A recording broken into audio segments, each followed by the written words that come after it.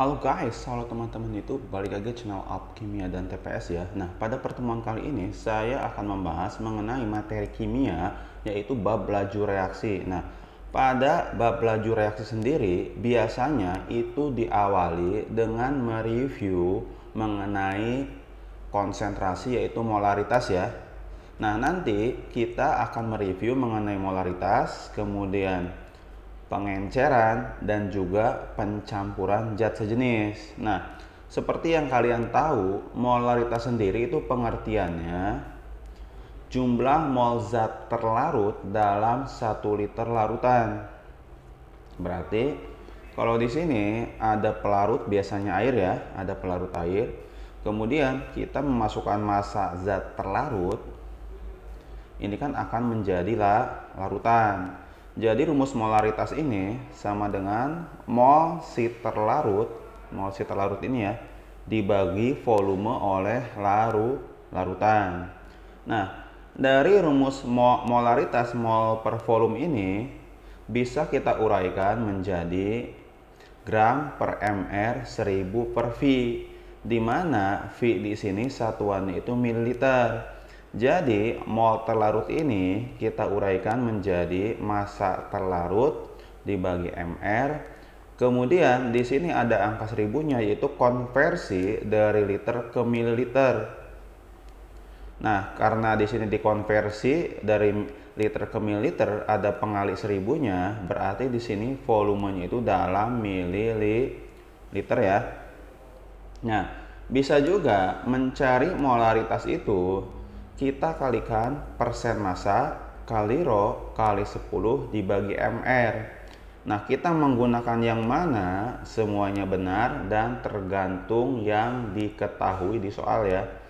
Jadi keterangannya M besar itu molaritas, N itu mol terlarut, Gr ini massa zat terlarut, V ini volume larutan, kemudian persen itu persen massa terlarut, dan rho ini massa jenis larutan.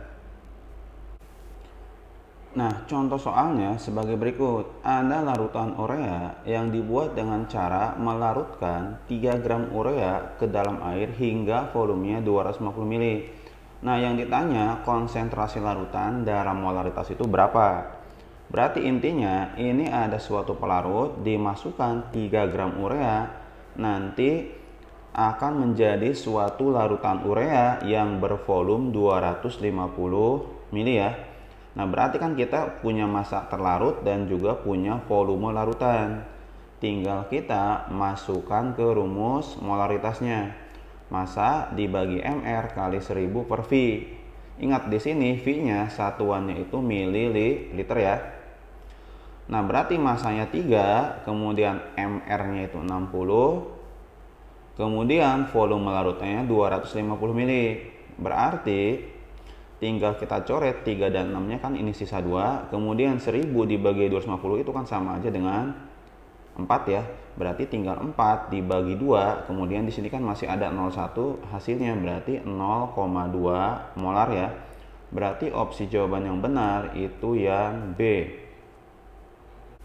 Nah, kemudian untuk contoh soal berikutnya, mencari molaritas, di sini diketahui ada persen massa dan massa jenisnya.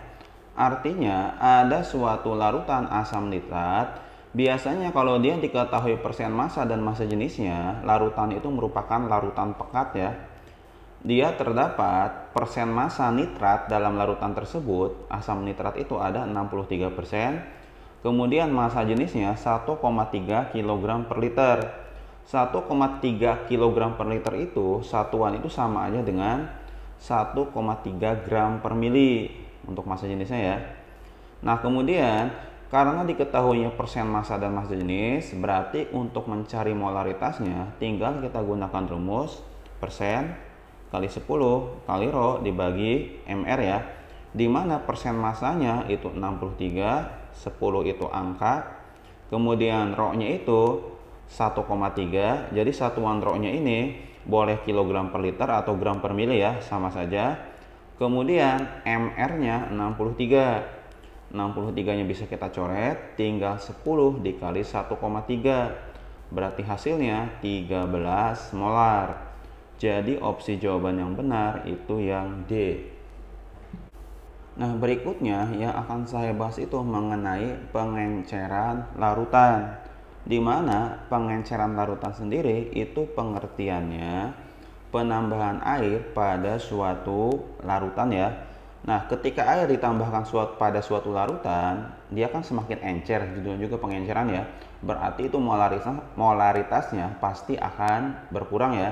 Jadi analogi gambarnya, di sini ada suatu larutan dengan konsentrasi M1 dan V1, kemudian dia ditambah air. Kalau misalkan di sini misalkan warna larutannya itu coklat lebih pekat ya ini. Kemudian kalau ditambah air, dia volumenya nambah dan larutannya ini warna pekatnya akan sedikit pudar ya karena semakin encer jika larutannya itu memiliki warna ya. Nah, kemudian dia mau konsentrasinya berubah menjadi M2 dan volumenya berubah menjadi V2, di mana V2 itu sama dengan volume larutan konsentrasi yang awalnya ya. Jadi volume awal ditambah air ini menjadi volume 2 atau volume setelah pengenceran. Nah, di sini nanti untuk rumus pengenceran itu kita bisa gunakan rumus M1 dikali V1 sama dengan M2 dikali V2. Di mana M1 itu molaritas awal, V1 itu volume awal, M2 itu molaritas setelah pengenceran, V2 volume setelah pengenceran. Di mana V2 ini ingat ya sama aja dengan V1 ditambah air.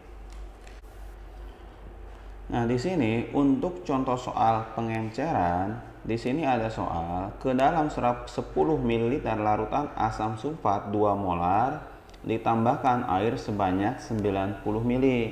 Yang jadi pertanyaan, maka konsentrasi larutan asam sulfat sekarang berapa? Berarti konsentrasi setelah diencerkan ya. Kalau kita beri analogi gambarnya, berarti di sini ada larutan 10 ml, kita sebut ini V1 ya, H2SO4 yang konsentrasinya 2 molar, ini kita sebut M1. Ke dalam larutan ini ditambah 90 ml air, berarti larutannya akan menjadi semakin encer ya. Nah, dia otomatis volumenya jadi 100 ml. 100 ml itu dari mana? Dari 10 ditambah 90 ya. 10 ini volume awal sebelum pengenceran, 90 ini dari volume air ya. Jadi volume air setelah pengenceran itu dia volumenya 100 ml. H2SO4. Nah, yang konsentrasinya ini ditanyakan jadi berapa? Nah, tinggal kita gunakan rumus M1V1 sama dengan M2V2, di mana V1-nya 10, M1-nya 2, sama dengan V2-nya 100, M2-nya ini yang ditanya. Berarti M2-nya sama dengan 0,2 molar. Berarti opsi jawaban yang benar itu yang C.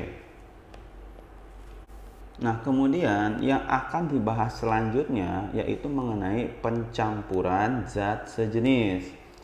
Jadi, ketika ada dua jenis larutan dicampurkan, atau bisa juga larutannya lebih ya. Jadi, pencampuran dua jenis larutan atau lebih akan menghasilkan konsentrasi zat yang baru. Berarti analogi gambarnya di sini ada larutan 1, dia punya volume V1 dan konsentrasinya M1, dan kemudian ada larutan 2, konsentrasinya M2 dan volumenya V2 dicampurkan. Nah, dia otomatis larutan campurannya menjadi konsentrasi campuran, hasil campuran dua larutan ini ya, dan volumenya volume campuran. Nah, di mana volume campuran itu merupakan penjumlahan dari V1 ditambah V2. Nah, untuk pencampuran zat sejenis ini, rumusnya bisa kita rumuskan M campuran dikali V campuran sama dengan M1 kali V1 ditambah M2 kali V2. di mana M itu molaritas larutan dan V ini volume larutan. Nah, kemudian untuk contoh soal pencampuran zat sejenis, di sini ada sebanyak 10 ml larutan HCl 2 molar dicampur dengan 140 ml larutan HCl 0,5 molar. Yang diminta di sini konsentrasi larutan HCl setelah pencampuran jadi berapa ya? Jadi analogi gambarnya di sini ada 10 ml HCl 2 molar, ITEK ini kita sebut V1 dan ini M1. Kemudian dicampurkan dengan 140 ml HCl 0,5 molar. Ini kita sebut V2 dan ini kita sebut M2, dicampurkan sehingga akan menghasilkan 150 ml campuran larutan HCl yang konsentrasinya tidak diketahui ya. Nah, 150 ml ini didapat dari 10 ditambah 140 ya. Jadi V1 ditambah V2. Nah, sedangkan M campuran ini yang ditanyakannya ya. Berarti kita bisa gunakan rumus V campuran dikali M campuran sama dengan V1 M1 ditambah V2 M2, di mana V campurnya 150 ml, M campuran yang ditanya, V1 nya 10 ml, M1 nya 2 molar, V2 nya 140 ml, M2 nya 0,5 molar.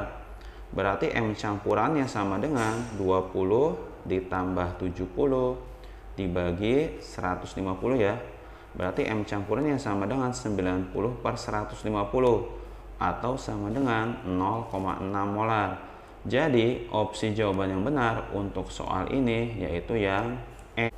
Nah, demikian untuk pertemuan video kali ini. Kalau kalian suka dengan video ini, kalian bisa like and share video ini ya.